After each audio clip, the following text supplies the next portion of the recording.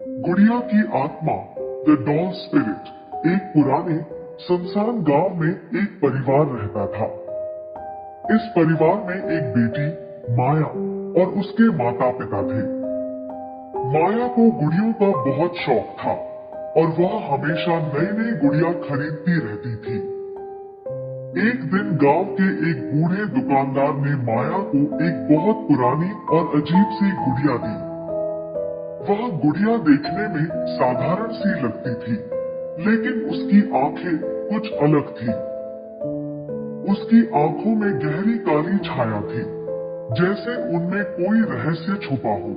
माया की माँ ने उसे चेतावनी दी, यह गुड़िया बहुत पुरानी और खतरनाक हो सकती है। लेकिन माया ने इसे नजरअंदाज कर दिया और उसे अपनी सबसे पसंदीदा गुड़िया मान लिया।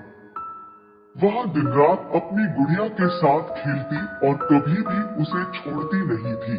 एक रात माया बिस्तर पर सो रही थी जब उसे अचानक एक अजीब सी आवाज सुनाई दी।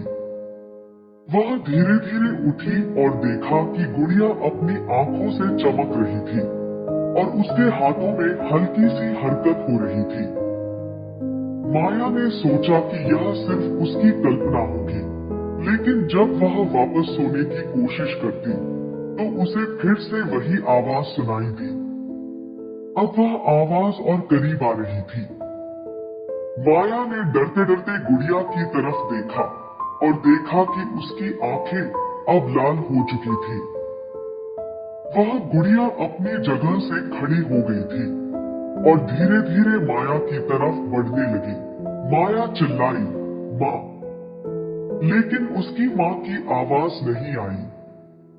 गुड़िया अब बिल्कुल उसके पास पहुंच चुकी थी और माया ने उसे जोर से धक्का दिया, लेकिन गुड़िया ने अपनी आंखें और भी ज्यादा चमकाते हुए माया को पकड़ लिया। माया ने महसूस किया कि गुड़िया का शरीर ठंडा और कठोर हो चुका था, जैसे वह किसी मृत शरीर से जुड़ी हो। अचानक माया की माँ कमरे में आई और देखा कि गुड़िया माया के हाथों से निकलकर एक कोने में खड़ी हो गई थी। माँ घबराते हुए माया को उठाकर बाहर ले आई, लेकिन वह जानती थी कि अब कुछ गलत था। गुड़िया की आत्मा माया को पकड़ने के लिए उसकी रातों को सता रही थी। माया को एक बूढ़ी महिला ने बताया कि वह गुड़िया एक पुराने तंत्र विद्या का हिस्सा थी और जो भी इसे अपनी पोजेशन में लेता वह उसकी आत्मा को भी अपने साथ ले जाती। माँ ने सोचा कि अगर वह इस गुड़िया को नष्ट नहीं करती तो माया की जान भी खतरे में आ सकती थी। अगले दिन माँ और माया ने मिलकर गुड़िया को घर के बाहर जलाने का फैसला किया। जैसे ही उन्होंने गुड़िया को आग में डाला, वह चीखने लगी। उसकी आंखों से खून की बूंदें टपकने लगी और उसके शरीर से जलने की बजाय अजीब सी नीली धुआं निकलने लगी।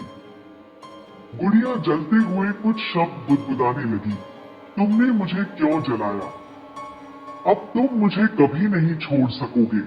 गुड़िया के जलते ही उसकी आवाज अचानक बंद हो गई। लेकिन उस रात के बाद माया और उसकी माँ ने महसूस किया कि अब भी किसी अजनबी की परछाई उनके घर के पास दिखाई देती थी। माया को रात के समय अक्सर ख्वाबों में गुड़िया दिखाई देती और वह उसे लगातार पकड़ने की कोशिश करती।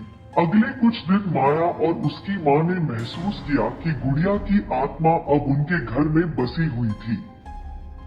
माया की तबीयत दिन ब दिन बिगड़ने लगी।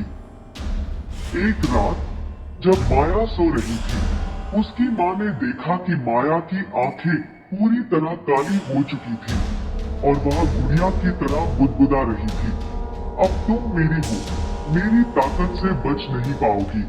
गुड़िया की आत्मा माया के शरीर में समा चुकी थी। अब वह गुड़िया माया के रूप में वापस आ चुकी थी और उसका रूप अब और भी भयानक हो चुका था।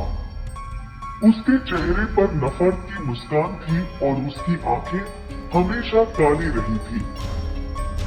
माया की मां ने महसूस किया कि गुड़िया के जादू ने उसकी बेटी को पूरी तरह से जकड़ लिया था और अब उसे बचाना नामुमकिन था।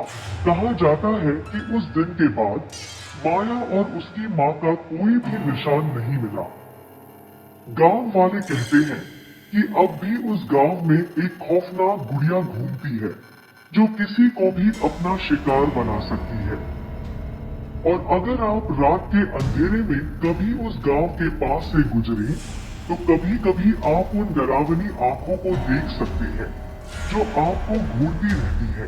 क्या आप भी कभी उस गांव के पास से गुजरेंगे?